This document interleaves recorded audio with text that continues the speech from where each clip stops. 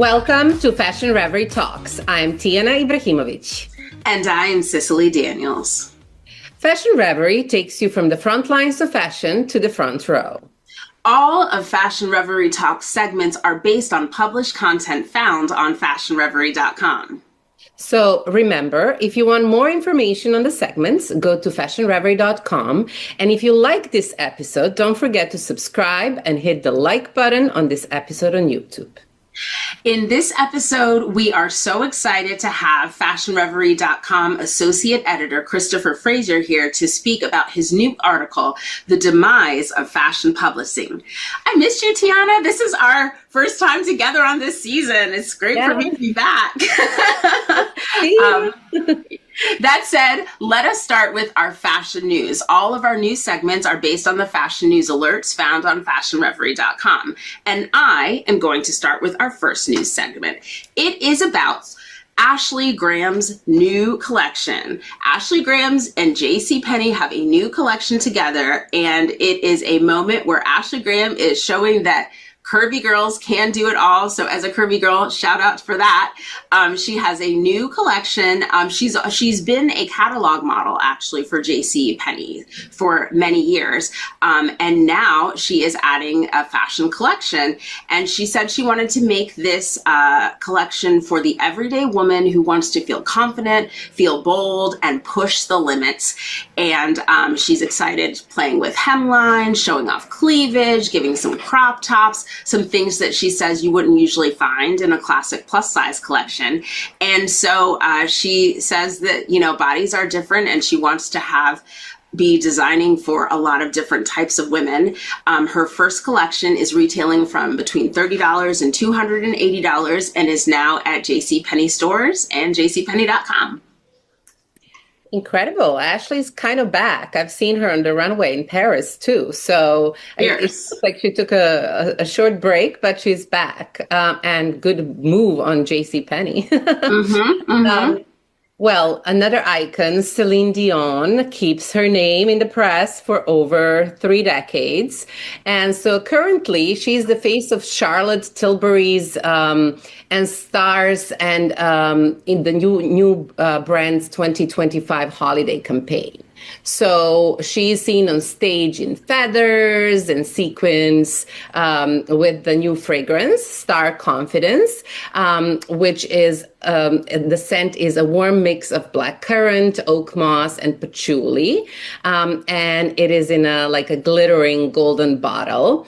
And she is also accompanying holiday campaign video for Tilbury's new Charlotte's Magic Gifting Universe gift guide. So it looks like that the holiday season will be exciting. We can start, putting our shopping list together. It is time to start shopping. And come on, Celine, looking amazing, being amazing. How inspirational. Love her. Yeah. And the last bit of fashion news to talk about is, we are dealing with this government shutdown in the U.S. and unfortunately, it's probably going to have a big effect in Haiti. Their one stable industry is truly the garment industry, and unfortunately, it is going to be affected by this shutdown. Now, their textile industry employs more than 24,800 people, and they export over $500 million in goods to the U.S. Usually in the 12 months through July. And without this trade deal, the companies that are there are maybe not going to be able to continue to function. And it's difficult. Haiti is one of the poorest countries in the Western Hemisphere. And, this industry is really important to them. And so, the president of the Haiti Industrial Association is saying that, unfortunately, once these jobs are lost, it's going to leave fertile ground for gangs to recruit more people, and it's really going to have a big impact in their security. Now, the American Apparel and Footwear Association has been trying to get a tax-free deal with Haiti extended, but we do not know if this is going to, happen. So, I know this government shutdown is affecting a lot of people, but it is also going to affect fashion. Indeed. And that is the end of our fashion news alert. But, you know, if you want to keep up to date, obviously go to fashionreverie.com. I am so excited to have one of my favorite guests on the show, also my friend, Associate Editor Kristopher Fraser, here to talk about his article, which is enlightening and interesting, about the demise of fashion publishing. Kristopher, welcome back.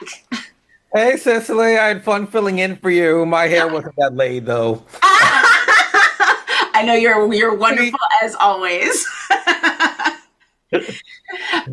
Well, your article was very telling, but for people who haven't had a chance to read it yet, we're going to fill them in a little bit. So first of all, tell me, what would you describe as the golden age of fashion, and why was it called that? I didn't get into the fashion industries until 2014 and I spent the first decade of my career primarily as an editor. And, talking to people that were there for the before 9/11 period and watching a lot of like fashion documentaries, the 90s was really considered the golden era when it came to fashion publishing and even just being any type of creative in the fashion space, whether it was design, styling, photography. Like it was also the era of the supermodels, like any creative that landed any of those big jobs were commanding those big money checks. Right. I know people that would get like an easy like 5 to 6 figures for just a couple days of work sometimes. And on top of that, back then, a lot of those like big magazines had so much money from advertising, budget meant nothing. Right. So a lot of money was being made and a lot of money was being spent and a lot of fashion was happening. And it was really like at the forefront. So the fashion industry has taken like a real hit since 2007 with like the advertising sales and revenues decreasing. What do you feel like is the cause of this financial downturn?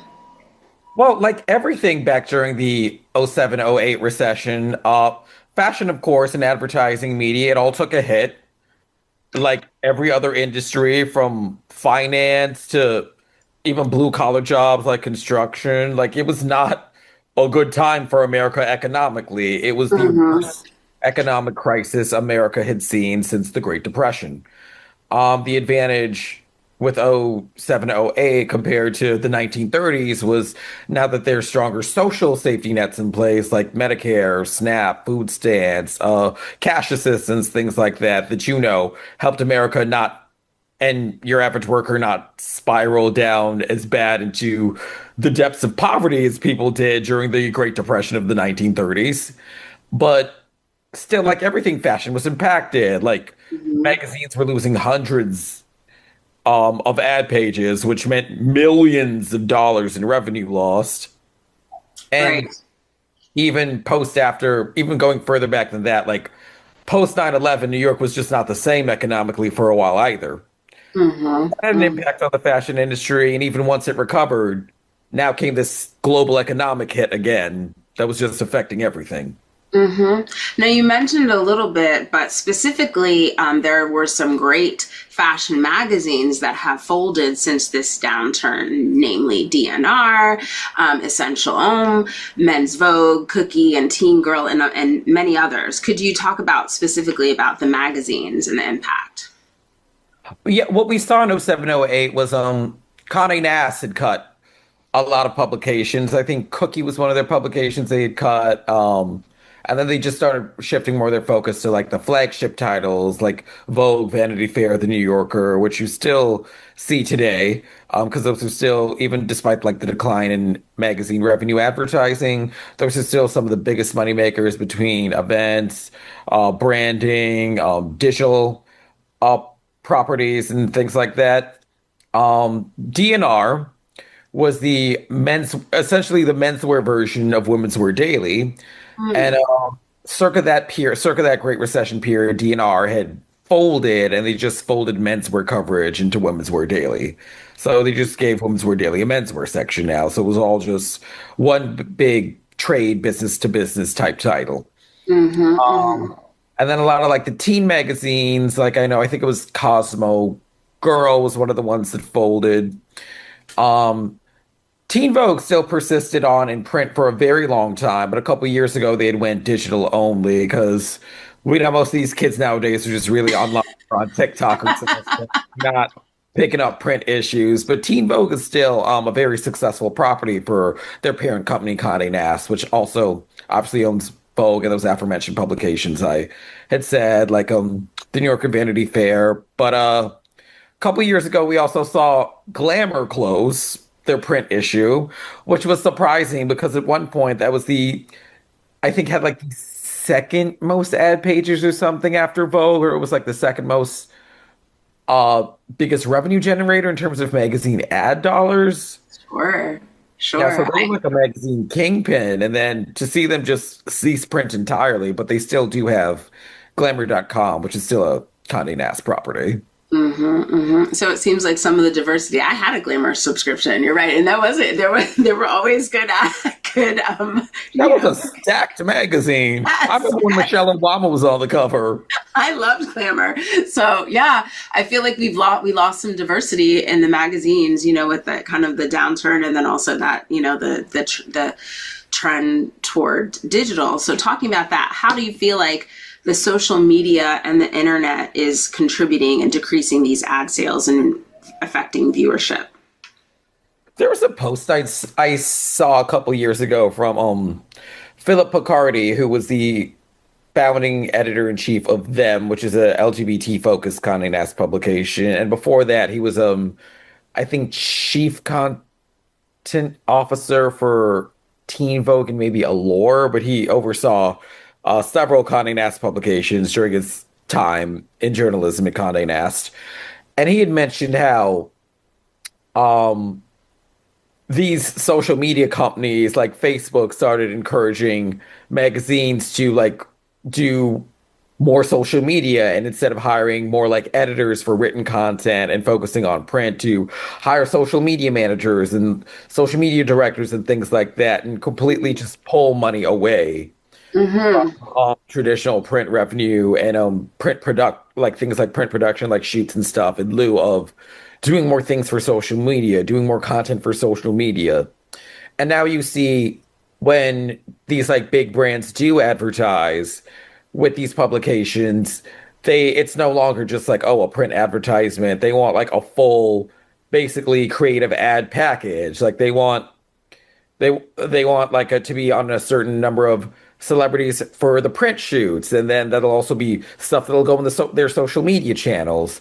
They want original digital content. Like they'll essentially have these publications doing the equivalent of branded editorials for them, whether it's video or static image placement for a social media feed. And everything's just gotten so, okay, if we're still doing anything related to anything in the style of traditional print content, how is this also going to translate to social media? Nothing's getting done without social media in mind anymore. Like even it's been a lot of, I can tell you from someone that's also a stylist, getting a lot of like older photographers who have been in the industry for a while to move away from black and white photography because it performs really poorly on social media. It's a little challenging, and they just think it's like so pearl clutching for them to like think like, oh, they can never shoot in black and white again because that's Right. supposed to be so timeless. It's supposed to be something. So it's like an art form for photography, and to be like, oh no, that's a dying art form because it doesn't trend on social media anymore. Like you might as well just ram a stake through their heart. Oh, well, I mean, I guess if they want to work, they got to keep with the times with the social media. I'm sure that is Fashion an is very inspiration. slow to change. I'm sure, but but then the photographers want to do their art. So, well, all of this, I mean, it's very fascinating, and so I know you're not, a fortune teller, but how would you say that this can be turned around, if at all? And what do you think that the great fashion workhorses are going to do or having to do to survive? I think it's gonna just continue being a lot more social and video content. Um, Print, I feel, is probably gonna be treated more like special issue. Like there's no one really puts out 12 issues a year anymore. Like even Vogue, I think, is now down to 10 issues a year. Mm, I think we're gonna continue to see that number of print issues per year just decrease. probably just end up being quarterly issues or just a couple special issues a year, maybe around things like, okay, like, uh, just September's always been considered the January in fashion, so I think we're always going to see September issues. March is also a big period for fashion publications too, because that's when, the brands are really trying to showcase the new collections for the season. March, everyone's trying to showcase the spring summer collections for the next 6 months. And then September, everyone's trying to showcase the fall winter collections for the next 6 months. So I think for magazines that are still in print, they're always going to want to have those two issues. Well, I guess people have to innovate and get with the times, and hopefully we'll still have some gorgeous editorial spreads and interesting, thought-provoking articles that we can find. You know what I mean? Always going to be, people are always so hungry for content. They're always so hungry for more. Like, yeah. people doom scroll on TikTok before bed. Like, people are constantly on Instagram feeds, like waiting for like, oh, who posted something next? Right.